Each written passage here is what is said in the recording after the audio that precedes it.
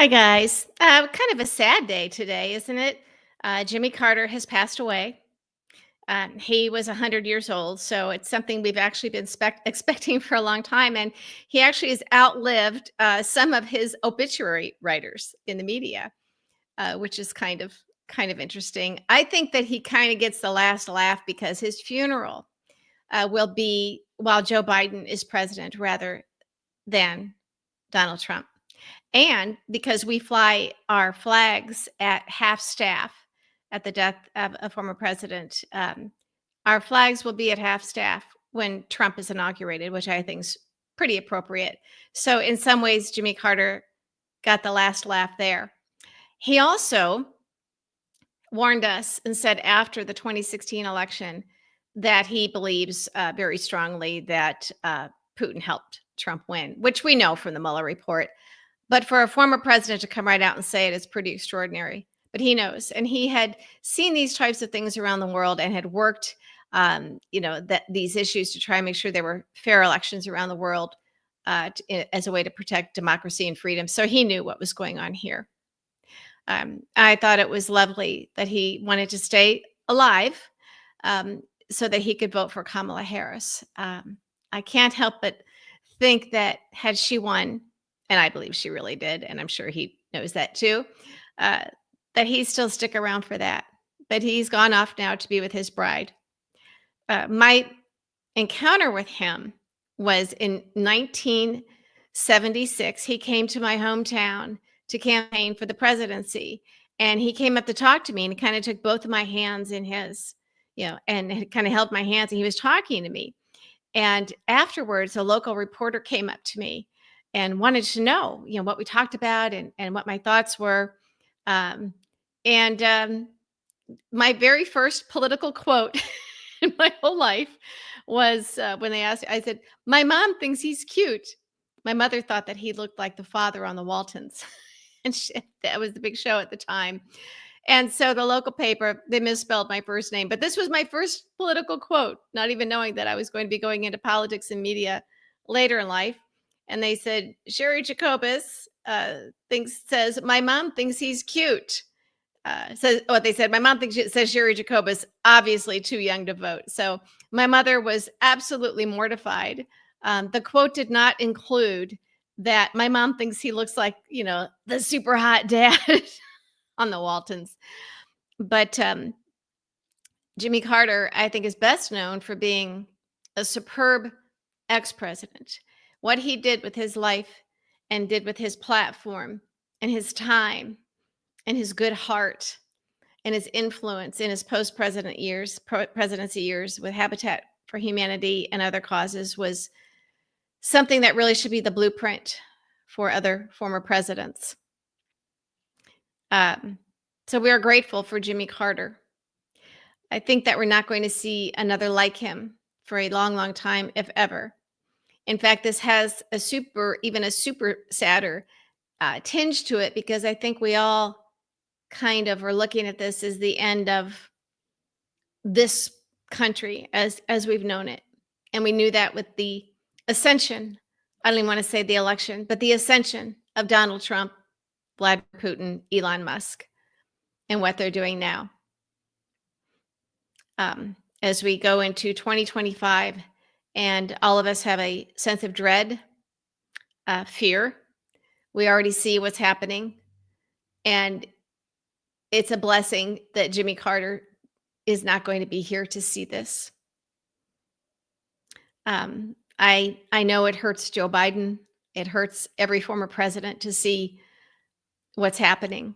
Barack Obama, Bill Clinton, even George W. Bush, although, he's friends with Harlan Crow and, the guy who basically is bribing and funding Clarence Thomas, the one with all the Nazi memorabilia. Anyway, he's buddies with George W. Bush. And so that's why that particular former president has stayed silent at a time when his voice is very much needed in terms of speaking out against Trump. And we needed him during the election. And he obviously let us down. So we'll be saying goodbye to Jimmy Carter, a very good man. Um, It's disheartening. We recently learned that holding the hostages in Iran, that the deal that Ronald Reagan was cutting was to make these people stay hostages in Iran longer than they needed to in order to help him win the election. And then they were released as he was being inaugurated. That the timing definitely helped him, although, you know, it's probably going to happen anyway.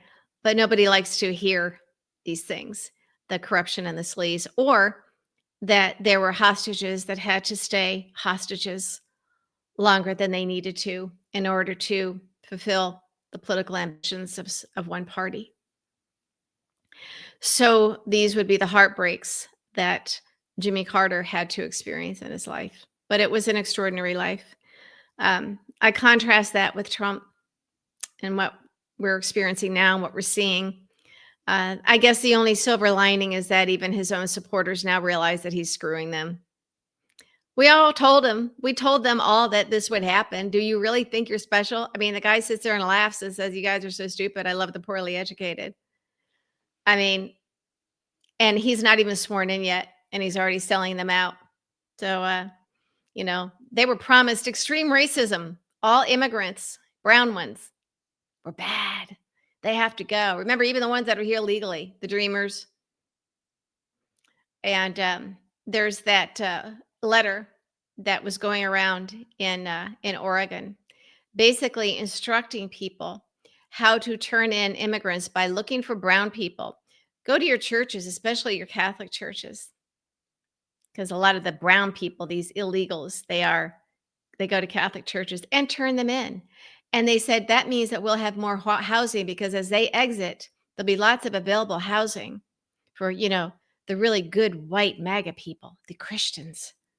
And they'll get it cheaper because there'll be a glut of empty housing. This is now a letter that's been, you've probably seen on ABC News and the New York Times. This is how quickly things have devolved in this country with MAGA. They're now open about it. They aren't even denying it anymore.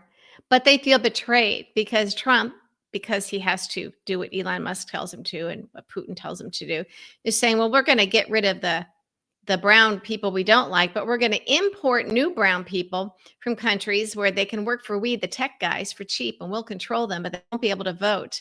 But they're educated and they're smart, and you stupid MAGA can't do the jobs that they do, that we need done in tech.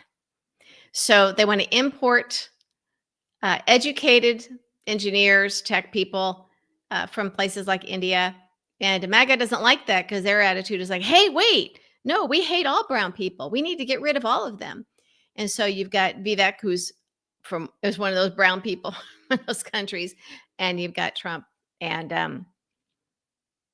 they're saying, well, too bad. So Trump has turned his back on the 100% racism, white nationalism, white supremacy of MAGA.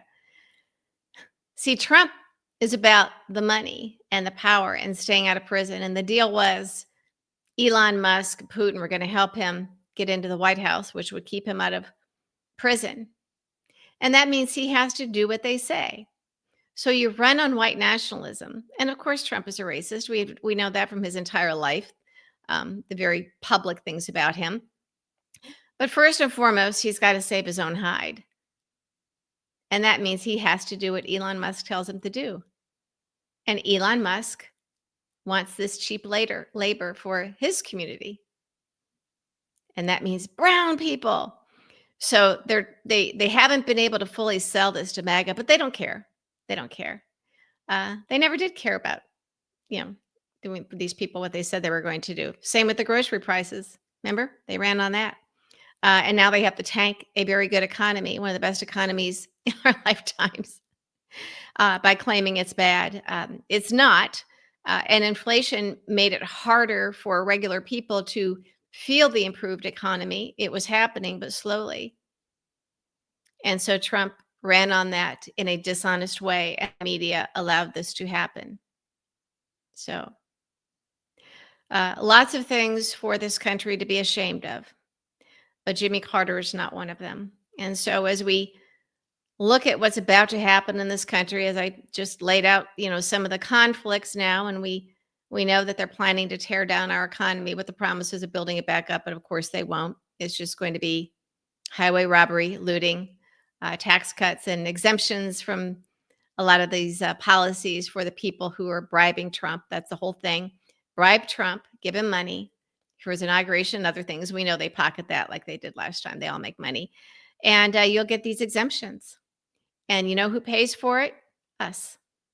We pay for it. So while Jimmy Carter, I think, is certainly our best ex president, most people would agree that he was not our best president. He was a very good man. Maybe that was the problem. I don't know. But we do know that he never would have done the things that Donald Trump has done and is doing and will do.